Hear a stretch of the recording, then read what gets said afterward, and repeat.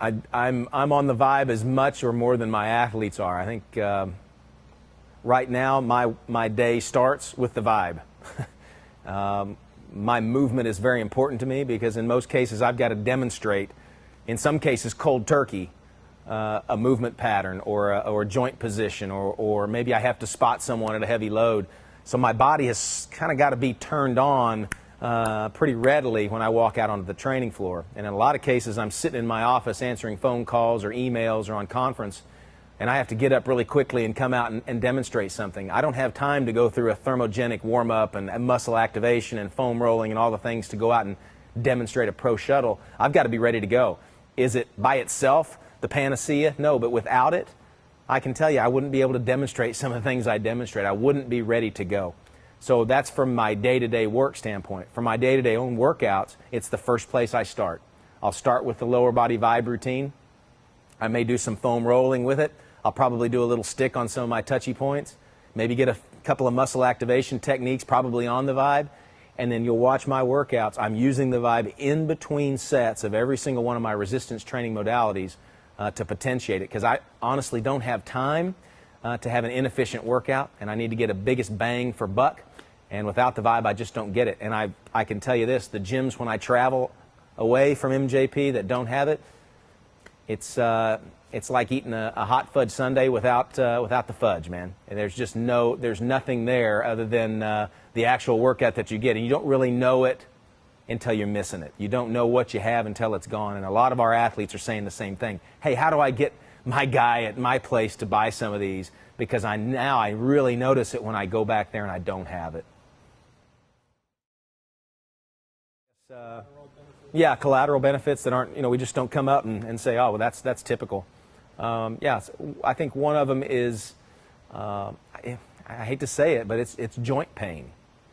We'll have the ability to, and I don't know what the effect is. If it's a gating effect, if there's some sort of breaking off of that nociogenic inhibition that happens, that we as physios know when you have pain, things lock up and don't let you move. But there's a pain response that can be dampened, that can be lessened, that allows for freedom of movement that I didn't anticipate with the vibration. And a lot of cases we have folks that have pain with certain joint motion, usually joint related, that we can do some things on the vibe and get them not pain free, but we can modulate the pain enough to drive some motion. And we all know motion is lotion. And so if we can drive some motion to the joint pain free without that nociogenic inhibition response, it really enhances some of the corrective things we can do off of that. So that's not an expected thing that you could say it reduces pain, but if used correctly and with a laser-guided approach, it certainly has done that. It's done that in my case, number one. Number two, the thermogenic response. I really didn't anticipate that folks would get on there and start sweating, but I've seen that. I've seen a sweating response from people. What is their core temperature doing? I don't know. I'm not measuring that. I know this, they're getting a sweating response. I know this, that their warm-up is faster, it's more effective, it's more efficient after the vibe. So we're getting this thermogenic response that I didn't anticipate. We know about the GTOs and the muscle spindles and that. The mental side of it.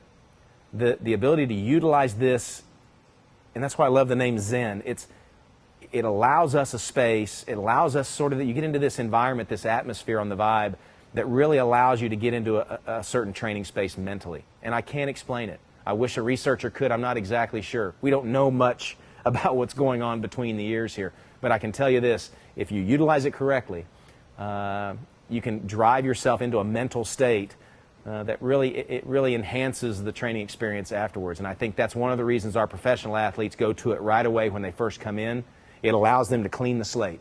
It allows them to drive right down into a space that allows them to optimize their behavior after it. And I see it time and time again. I don't talk to the guys when they're on the vibe.